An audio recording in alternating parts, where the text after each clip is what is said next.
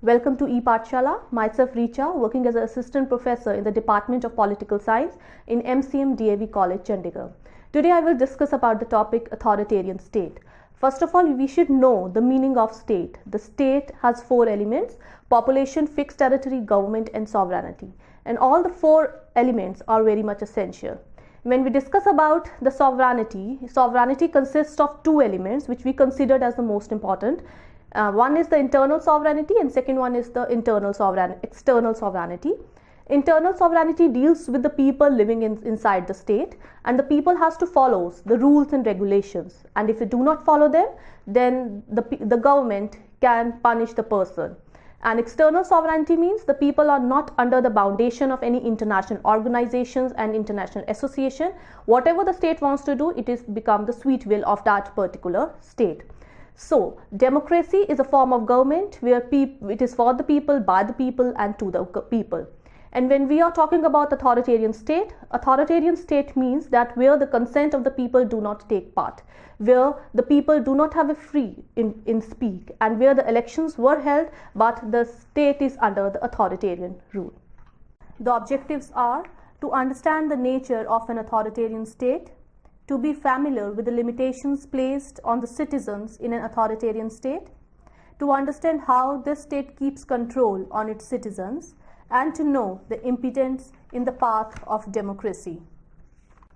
Authoritarian states are characterized by limited or no political pluralism and an appeal to the emotions. For example, an evil has to be combated, danger to the unity of the country, insurgency, etc. Without elections, power is vague and indefinite and often keeps shifting according to exigency of the situation. In the traditional authoritarian regime, power control maintained through the loyalty factor.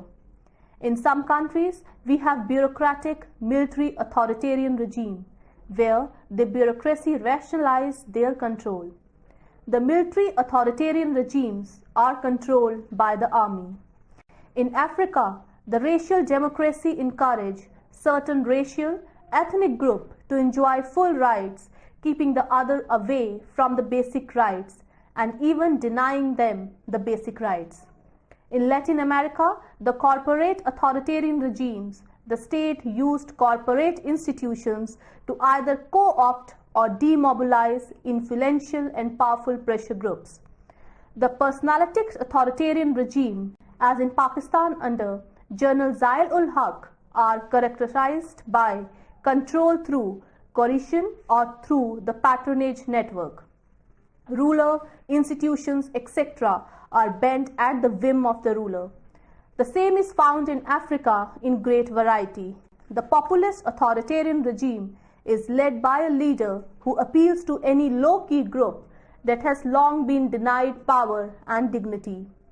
Such groups are mobilized, used and firmly entrenched in power, knowing that these privileges would continue till the leader who led them, guided them, is firmly in power.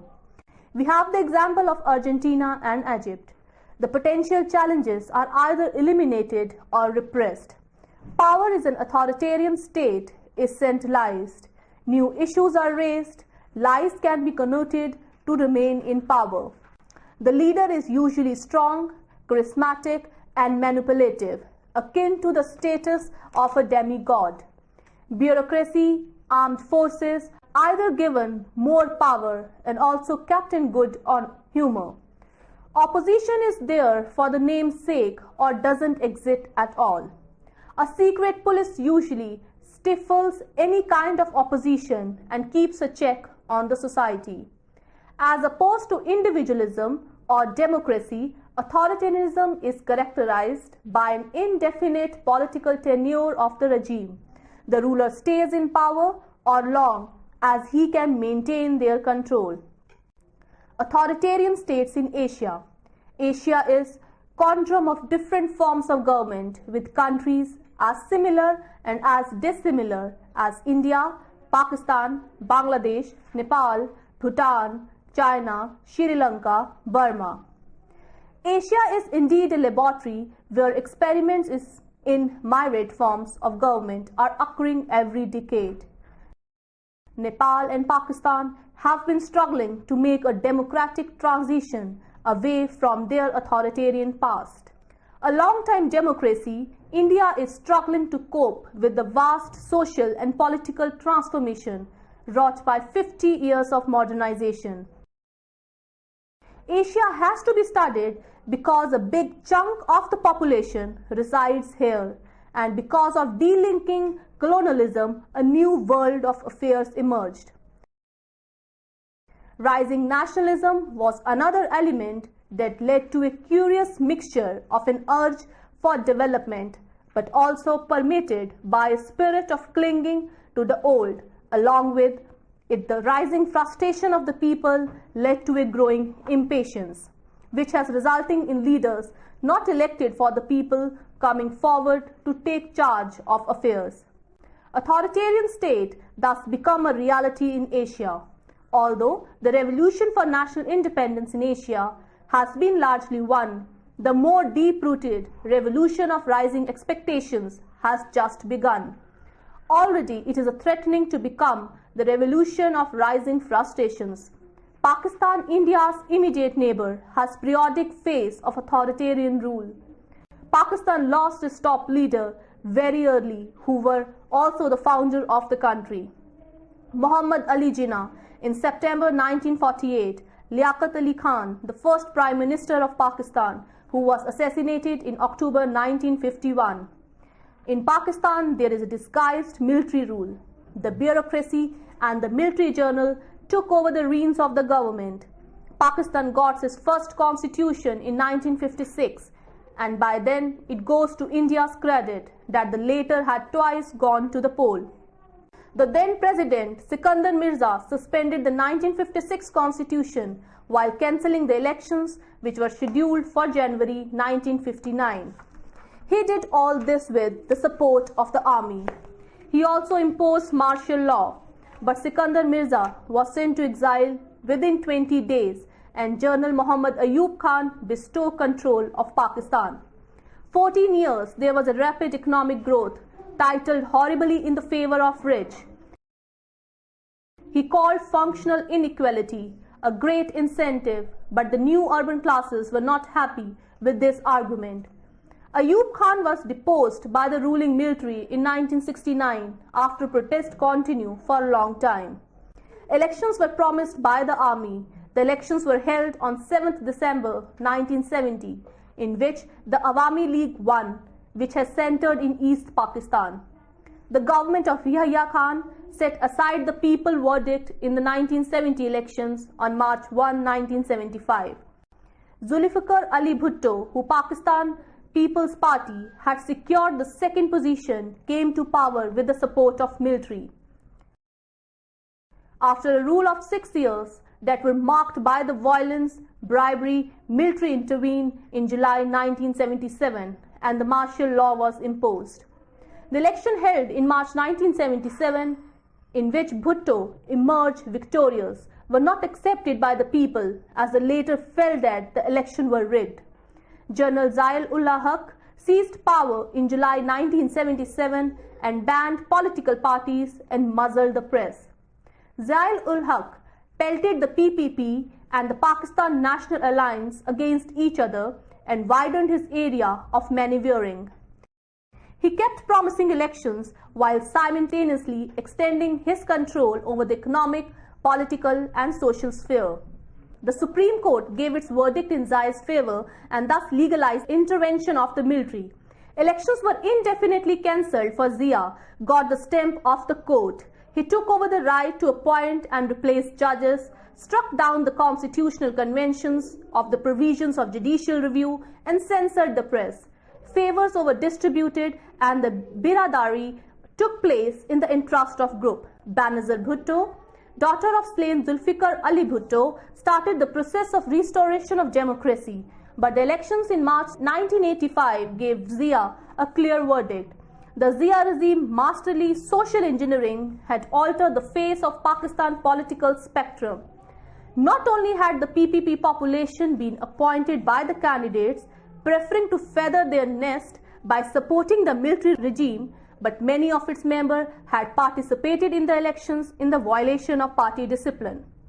Zia made the parliament important by pushing many amendments to the Prime Minister and declared Pakistan to be an Islamic society. Zia's death in a plane crash led to President Ghulam Ishaq Khan at the helm of affairs. Benazir Bhutto won the elections of November 1988 but were dismissed on August 6, 1990. Elections were again held on October 24, 1990, and Islamic Jamhuri Ittihad won, led by Nawaz Sharif as the Prime Minister. Nawaz Sharif government was dismissed in April 1993 for president.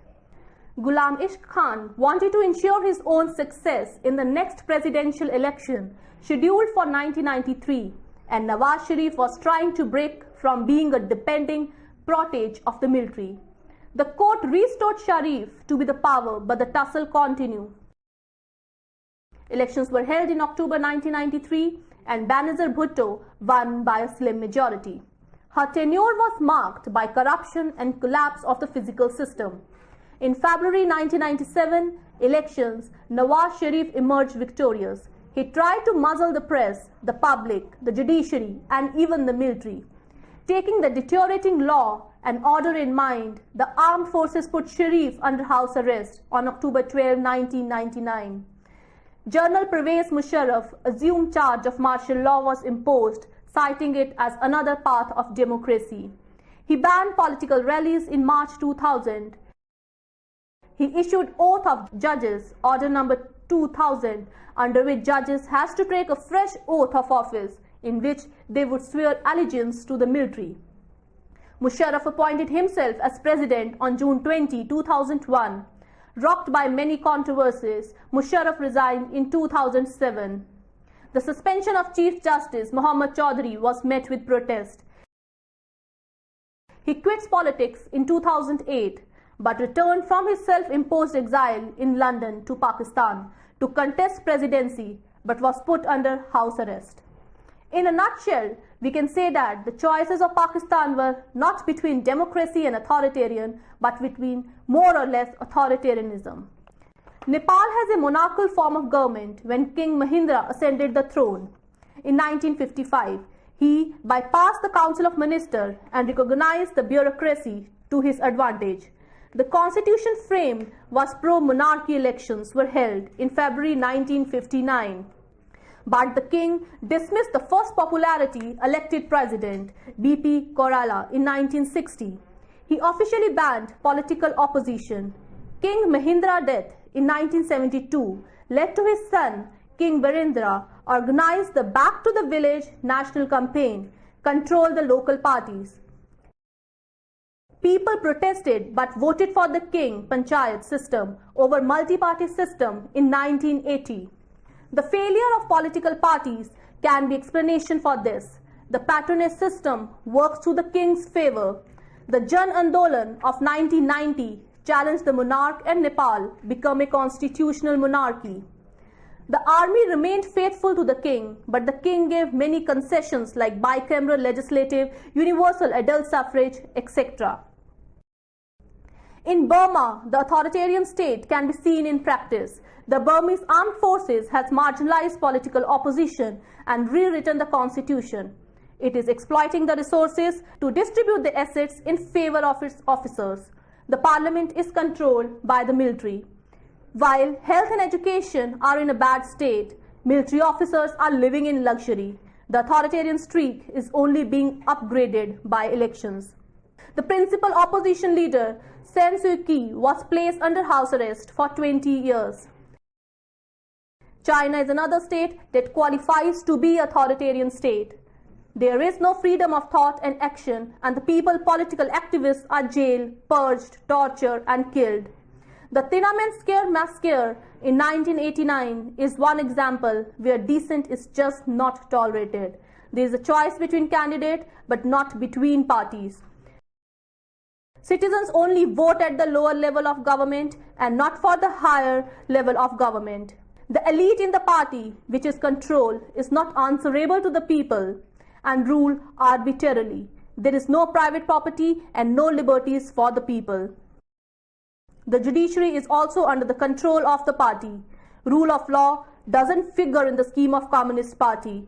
The federal system and multi-party system do not suit China's only party, the Communist Party of China. The authoritarian state has a deliberate effort to increase economic growth and do not stress economic and social rights. The party does not lend itself to scrutiny by the public or by any other opposition party. The Third World offers a lot of scope for the emergence of authoritarian regime. Perhaps the chief characteristics of the Third World War power system of the relative lack of power anywhere in the system. In all these countries, press freedom is rare. The legislature are a rubber stamp and there are few checks on the executives. The leaders try to accumulate more authority. This leads to the new institution. Turkmenistan became an independent country in 1991 after the breakup of USSR. With no history of multi-party system, free process of political pluralism, the country has no practical experience in democracy. It adopted a new constitution in 1992 with rights for the citizen, but there was no guarantor of its effective enforcement. Many of the constitutional provisions are under the legislature as well as president. The president has the power to dissolve the parliament, appoints the chairman of the Supreme Court and the heads of the Council of Ministers, whom he appoints without parliamentary supervision. Appointed president for life in 1990, he died in December 2006. His authoritarian rule was also dotted with eccentricities. From putting his revolving gold statue on a building so that the former would always face the sun, to renaming the months of the year after his family, Saprat Najuk, from ordering a ban on public smoking, after he himself had to stop smoking after his major heart surgery in 1997. The example of authoritarian rule in Asia are many.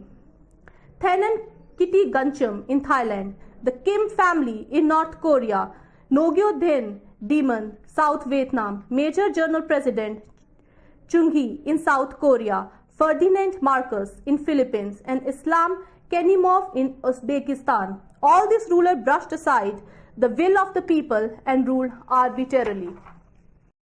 Presidential monarchy was another word coined in 1960 to describe the tendency, and the third word, personal dictators, institutionalize their personal rule in the monarchical post of the President of the Republic. They tell the people about the leader being a visionary or would quote the divine hand, etc. to retain power. Elections are promised but are postponed indefinitely till the society is peaceful and calm, according to the dictator. The right conditions just do not dawn an authoritarian regime, according till the lead dictator dies in harness or is overthrown by another. In Latin America, Fidel Castro in Cuba has been in power since January 1, 1959. Thousands have been detained and an equally number has been killed by firing squads. In Bolivia, the Nationalist Party, National Revolutionary Movement, has won election as far as December 1943. But the military do not let them succeed. Auguste Pinochet in Chile suspended political activities in the country. People were killed or they just disappeared. The secret police, DINA, followed people, killing them, even other countries. Dissent or protest were just not allowed. His caravans of death went from one town to the other, killing opponents and crushing his enemies. Political parties were not allowed to exit and elections were a farce. The story in the African continent too is similar with many countries ruled by authoritarian leaders or leaders. Africa got its independence from Pretoria regime after years of struggle. Their leaders, Nelson Mandela of the African National Congress, spent 27 years in prison in protest against the apartheid regime. The native population was pushed into ghettos in which they lived in abject poverty with frequent break of life-taking diseases. Egypt was ruled for 60 years by a dictator ruled by their own whims and fancies. President Nasser whisked away his opponent through the secret policies. His successor Anwar Sadat stifled opposition everywhere, including the universities. for the dissent to be suppressed in the universities, he passed the University Law of 1989. Anwar Sadat was succeeded by Hosni Mubarak, the latter being tried presently. Hosni Mubarak imposed emergency law to detain anybody. Elections were a mere formality and police became brutal in using its power over dissents. Charles Taylor, the 22nd president of Libya, who ruled till 2003, denied basic rights to the people, using children below the age of 15 as child soldiers. He committed atrocities on the population. Press was muzzled and journalists were beaten up. No criticism of Taylor was allowed on any platform. Equatorial Guinea President Mobasco believed in arbitrary rule. Repression of journalists, even foreigners, is a norm. Opposition does not exist, for it has been eliminated. Gaddafi of Libya is a dictator who ruled his country from 1969 to 2011 when he was overthrown. He made a public drama by hanging his opponent. His personal revolutionary guard crushed opposition. He publicly said that his opponent would be killed anywhere, even when they were in Mecca. His secret police followed his critique in different countries and assassinated them. He believed that his opponents needed to be beaten up and then practically followed his word. His youth militia keeps his opponent repressed.